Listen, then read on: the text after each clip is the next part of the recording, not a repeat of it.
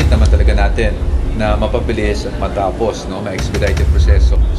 Pero attorney, sabi po ng prosecution, cause of delay daw po sa marking of exhibits, yung defense team dahil kulang daw po sa lawyers yung reactions. Siguro hindi lang naintindihan masyado ni Representative Luis ito kasi hindi naman sila nagpa-participate buong araw to deny that claim, and we are saying now that we are not undermined and we are complying with all the directives by the impeachment court. Kahit na iisa lang, no, yung sa itsura, iisa lang yung dokumento, but when you turn the page, nagkulang ng isang page yung sa kanila. Pero during the time of Senator Lacson, kaisa-isa siyang chairman na obvious, dinidetermine ang direction ng committee. Siya na nagtuturo kung sinong guilty o hindi. So kung gusto niyo ng pampaputi, punta kayo kay Senator Lacson kasi magaling mag-whitewash. O baka may may pampaputi. Dadagan, Balita News Update.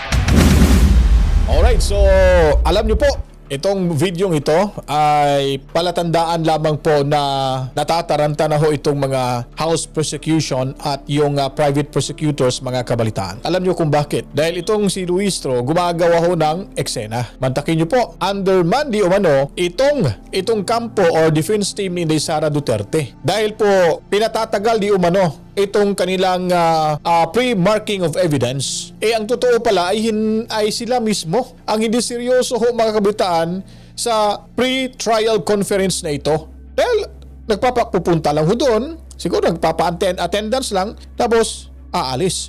Paano mapapabilis ho, mga kabalitaan, itong pre-trial conference na ito kung sila mismo, ang House Prosecution, ay hindi ho tumatagal sa loob ng kanilang conference room, mga kabalitaan? Ito po, pakinggan natin yung sagot ng mga abogadong ito. Ang kasinungalingan ho ni Luistro, mga kabalitaan. So basically, tuloy-tuloy pa rin po ang ating pre-marking sessions. No? We made some headway naman today. So hopefully, talagang umabot tayo sa schedule, but we're really looking at least siguro Thursday, no, sa tingin namin, dahil talaga, as we said, medyo marami talaga yung dokumento. Mukhang yung House, sir, nagsabi na malabo na this week. Then, may possibility mo na hanggang next week, sir?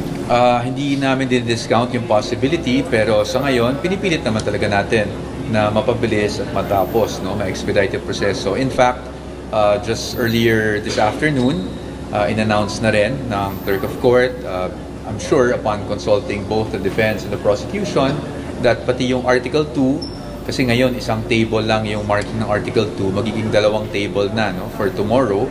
So that should help expedite the process. Siguro just to add to what Mike said, no, yung ginagawa nating activity ngayon, which is the pre-marking of evidence, ang objective natin dito, kailangan maintindihan ng mga nanonood, is really to expedite the proceedings and not to cause further delays. So although it's appearing that it's taking time, that remains to be objective of this activity. Pero attorney, sabi po ng prosecution, cause of delay daw po sa marking of exhibits, yung defense team dahil kulang daw po sa lawyers yung reactions. Actually, I was there personally, and the opposite was true. The opposite is true. It was actually the private prosecutors who lacked a certain personnel for the marking of the exhibits. Siguro hindi lang naintindihan masyado ni Representative Luis ito kasi hindi naman sila nagpa-participate buong araw. No? So they just appear in the morning and then they leave, and then they leave the rest of the task to the private prosecutors who are handling the case. So siguro we are in the best position to deny that claim, and we are saying now that we are not undermined and we are complying with all the directives by the impeachment court. Precisely, anong kulang ng process, sir? Sorry. Yung claim na underman, we never experienced that. I think it was one of the private prosecutors, yung firms that claimed that. Pero kayo, enough yung tao ninyo. Correct. Yeah. Prosec is enough din. The point is, the defense really is willing to adjust, no, kung ano man yung kinakailangan to expedite, and we have been doing that. Katulad nung ngayon na sinabi na tomorrow magkakaroon ng dalawang table na finally yung Article 2, we're okay with it. Wala tayong problema doon because like we said, we're not here to delay anything, di ba? Ang kailangan lang po talagang maintindihan ng tao, katulad ng sabi ni Attorney Mark, is itong marking is significant. for an orderly conduct of the trial itself. Pero hindi ko kayo kulang ng tao, sir. Hindi po kami kulang ng tao. Oo. In fact, we're able to adjust all the time. Yung isahang pagmarka ng mga commons na sinasabi ng process. Alright, so stop muna tayo dyan mga kabit. Alam niyo po mga kabita, no? Itong ginawa ho ng House Prosecution, yung ating Kongreso ho, malamang ito ho yung maliban ho sa mga buayang nakawan ho sa ating maleta, no? Mula sa kaban nating gobyerno. Ito na ho siguro ang isa sa kayayahong hakbang ng Kongreso ho kapag sila po ay natalo ho sa kasong ito kontra kay Inday Sara Duterte. Sa kasama ho yung mga bagitong abogado. Nakikita nyo po, napakabagito yung mga abogadong ito. Pero yung iba dyan sa House Prosecution at private prosecutors ay mga veterano na ho. May mga pangalan ho, nakapundar na ho sa kanilang pangalan bilang mga batikang abogado. Pag natalo ho ito mga kabitaan, wala na. Ito ang pinaka-kayayahong hakbang na ginawa ho nila laban kay Inday Sara Duterte mga kabalita. Ayaw niyo raw pumayag, sir. Well, meron kaming way of marking, hindi ba? And I think that's well within the prerogative of the defense how we want our documents to be marked. But to give you an example, a very concrete example, kanina may insidente na may isang may document ang prosecution, may document ang defense. Reportedly, it's the same document, obviously, pero kulang ng isang page yung version ng prosecution. So, doon namin gustong ipakita kung bakit kailangan, minamark namin yung sarili naming ebidensya. Kasi even if it's supposedly the same document, kulang ng isang page yung sa prosecution. Sa amin, meron kami ng page na yun. So, importante rin yun talaga, no, na para sa amin, mamarkahan namin yung sarili naming dokumento. I don't know if Attorney CJ would also like to add on to that. So if a document has the markings, if we're supposed to be bringing home our documents. So we don't want the documents bearing the marking to be with the prosecution demand, diba? So we also have documents that have bear the different annotations. So paano pag ganun? Ang gusto kasi ng prosecution is that all their documents be marked. Paano naman kami? Diba, nasa kanila lang yung documents. This is not different from regular trial. The parties always have the option to mark their own documents. The court never says no to that. This is just an administrative matter. And in fact, pag pumunta sa trial, bibilis to. Kasi pwede namin sabihin, yung exhibit, for example lang, exhibit 1-A namin, kami na maglalabas. Hindi na namin hingin sa kanila. Tapos sabihin nila, hindi namin nadala. Sorry. Diba?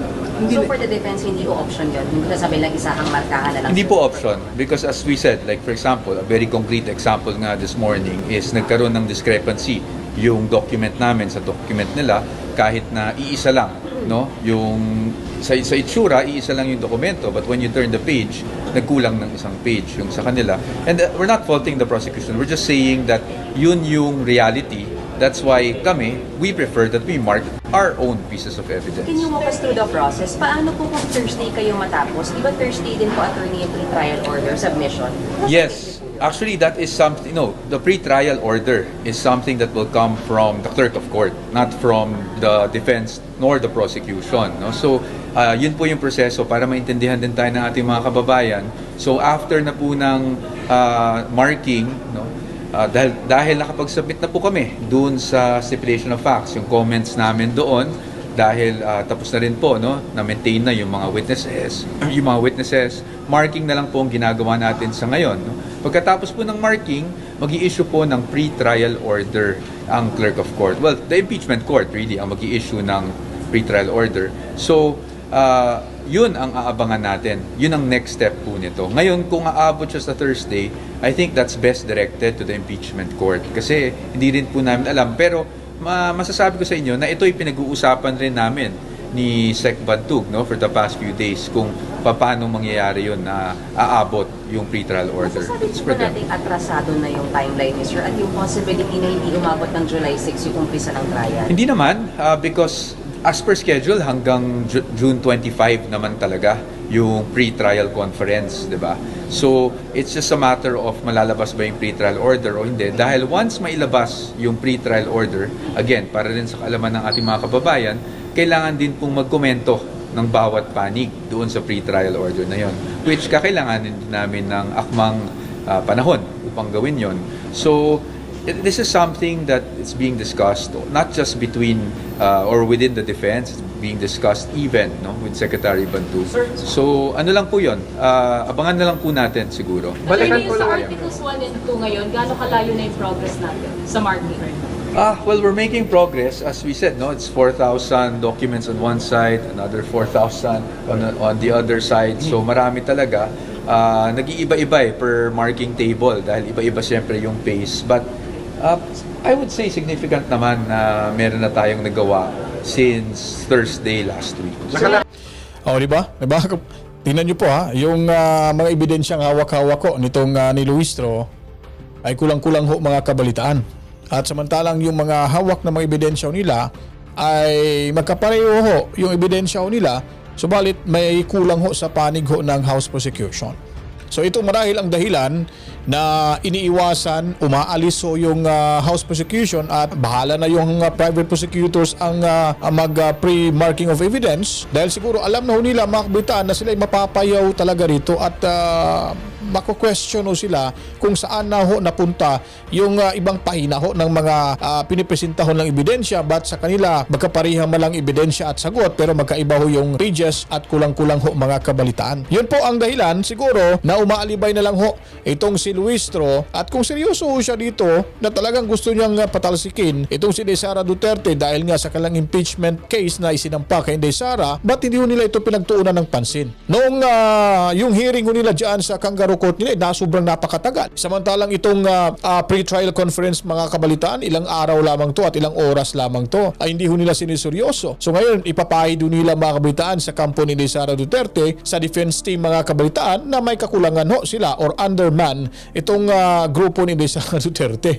Nakakatawa ho mga kabalitaan dahil sigurado ho, ito talaga ang pinaka kaya-hiyahong ginawa ng Kongreso ng mga buaya dyan sa mali ho nilang hakbang pagpa-impeach kay Sara Duterte. Pag natalo sila dito, mga bagito ho, yung mga abogado ni Sara, fresh na fresh, fresh from the oven pa mga kabalitaan. At lipat muna tayo dito kay Senador Alan Peter Cayetano. Ito naman hong si Panfilo Lacson, binanata na naman ho ni Senador Alan Peter Cayetano na kung gusto nyong magpaputi, puntahan nyo si Lacson dahil nga po mga kabalitaan, napakarami hong produktong pampaputi itong si Lacson di umano mga kabalitaan. So ang point ko po, kailangan nakakapag-multitask tayo, 'di ba? Kaya nga dinidistract Kaya nga inaaraw-araw ko ni Senator Lacson, sasabihin niya move on, tapos siya din ang hihirit.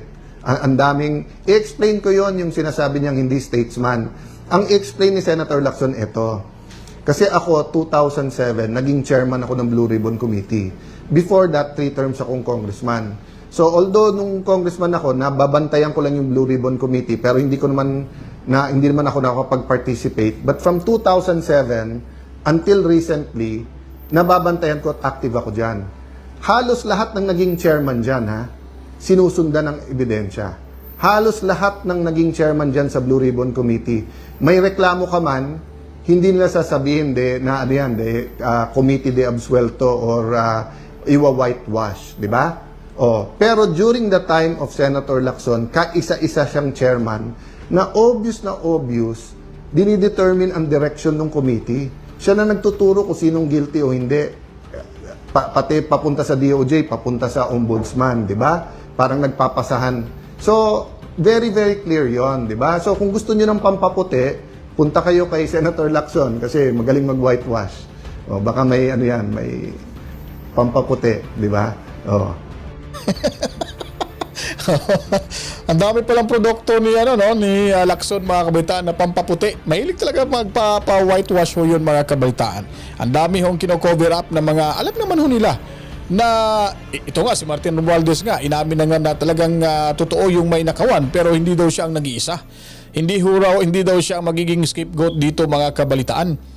At inamin din ni Alvarez na hindi ko naman nung sinabihan si Alvarez mga kabitaan ng 18 Marines na inatiran daw siya ng maleta. Pumunta agad doon sa Senado para magpaliwanag mga kabitaan. Pero anong sabi dito ni Alvarez? Ako hindi ko itinatanggi yung nakawan, yung maleta. Pero wala ho ako natanggap na maleta. So ano bang ibig sabihin nito? Kung narinig ho ito ni Lacson mga kabataan, napakalaking sampal ho ito sa kanyang pagmumuka. Dahil talagang barado ho siya dito. Ito po yung katotohanan ng lumalabas. Ngayon, pag may magsalita hong may mga ebidensya laban sa administrasyon, mantakin nyo po mga kabataan ay talagang binabara ho nila at pakakasuhan pa. Yun pa magiging may kasalanan. Siyempre, alam naman ho natin, kaya ho ito nanalo mga kabataan dahil sigurado una, atin lang po ito, baka ho ito na bigyan din ng maleta o di man maleta, baka nilagyan sa puyo o sa supot, di natin alam. Kaya ganun na lang ho talaga yung kanyang lakas na loob na kampiyan ho itong BoBo-M administration mga kabaitaan. So hindi pa po nakapag-subscribe, huwag kalimutan po kung gusto niyo po ganitong video presentation, subscribe niyo na po at pinutin ang notification bell at kita-kits tayo sa ating pagbabalik mga kabalitaan. Follow, like, and share sa Facebook. To God be the glory, mga chup-chup. Peace out.